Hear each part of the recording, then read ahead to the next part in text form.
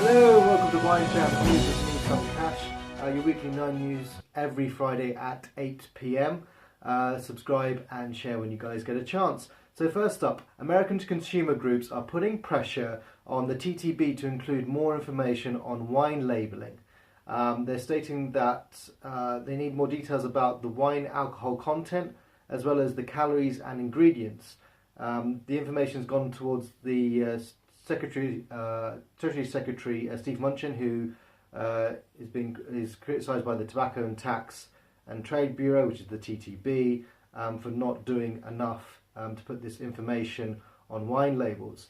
So I'm going to put this question out to you guys, whether you think there should be information about calories or ingredients. Sometimes I don't actually even see the wine grapes on there, so does that information have to be on there? Yeah, let me know down below and tell me your thoughts. Next up is in Italy. Pope Francis made a tenure about 2 years ago, which was a wine request that a Eucharist wine be made natural, pure and incorrupt. One winery happened to remember this and actually went forth to actually create this wine. Stanucci and his team created a Grecietto white wine. It's made at the Agricultural Institute of Todi Umbrio, about 2 hours north of St. Peter's. Stanucci is an educational farm coordinator there. The vines are tended and the grapes are harvested in nearby vineyards by students of the Institute, and is assisted by occupants of the community's homelessness shelters. A teacher is also a winemaker who oversees the cleaning techniques in the cellar. The wine is called Berit, and it's quite good to see that there's been a whole sort of community movement to help students and homeless, out as well in this whole process. So yeah, I think all good to that in some ways. Be interesting to see what it tastes like, actually. I wonder if we'll find it over here. In Seattle, winemakers in Washington State crushed more Cabernet Sauvignon in 2019 than ever before. Wine growers increased overall production by 14% over their 2017 vintage. Cabernet Sauvignon is absolutely skyrocketing. Its production is more than doubled in just 6 years. Stated by the President of Washington State Wine Commission.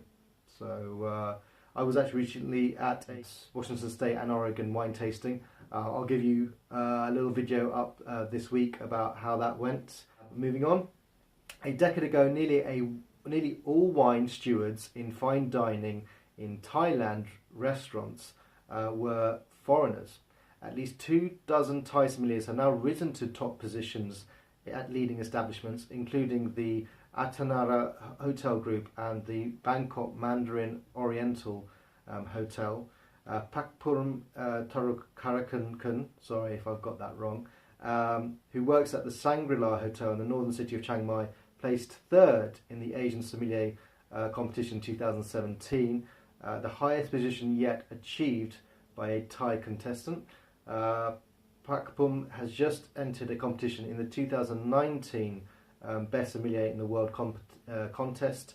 They've also gained knowledge through YouTube to kind of help better themselves during this time as well. But it's great to see that there's been a massive change. It's great to see that in somewhere like Thailand that the people living there are now getting into this industry instead of sort of the outsiders. So be interesting to see if they come across to the West as well.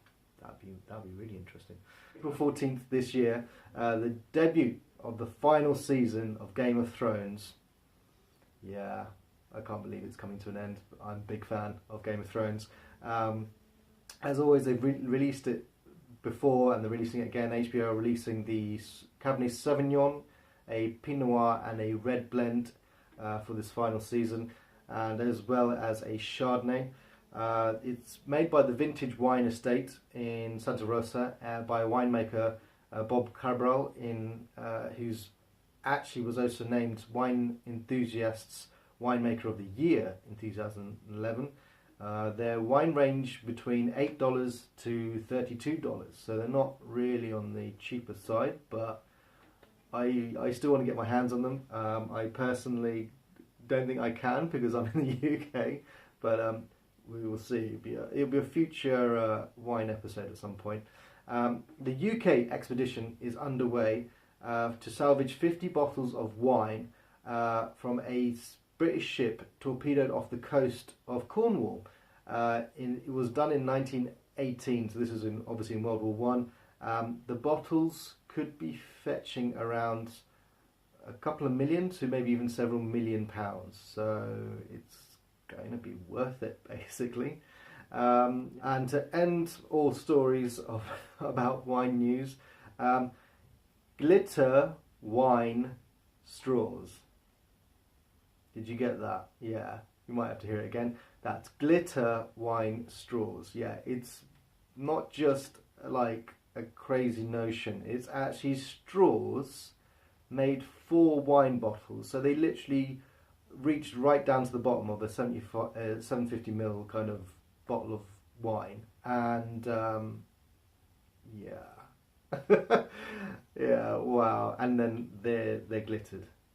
Yeah, you might be thinking this is a bit crazy. They come in packs of 4. The straws cost $15, and would you believe it? They're out of stock. They've literally sold out. Yeah, okay. Just get that round in your head for a moment. That's 4 straws for $15 that are glitter. Yeah, and they're literally selling out.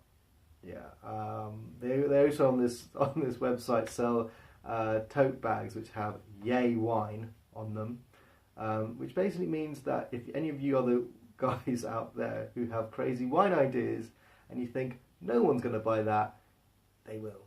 That's all. That's all the news from me. So please click here for more wine news, and subscribe by clicking down here for more wine news content. I will be back again Friday at 8 p.m. with more wine news. So stick around, and yeah.